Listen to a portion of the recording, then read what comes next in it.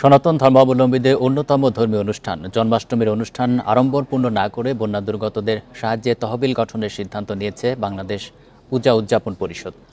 গীতাযজ্ঞ, কৃষ্ণ পূজা ও ঐতিহাসিক শোভাযাত্রা বের করা হলেও কিছু অনুষ্ঠান সংক্ষিপ্ত করারও ঘোষণা দেওয়া হয়। দুপুরে ঢাকেশ্বরী মন্দিরে এক সংবাদ সম্মেলনে পরিষদের নেতারা জানান, বৈষম্য বিরোধী ছাত্র জনতার আন্দোলনে বিজয়ের এক নতুন অধ্যায়ে দেশ।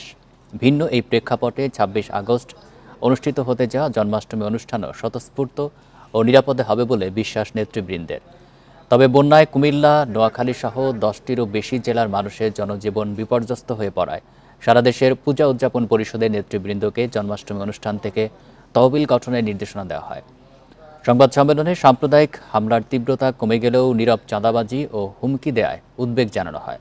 অবিলম্বে এই পরিস্থিতির অবসানের দাবিও জানায় পূজা উদযাপনের নেতারা।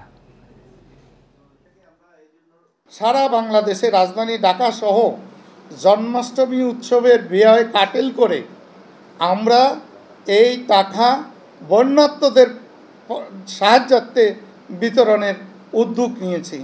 ইতিমধ্যে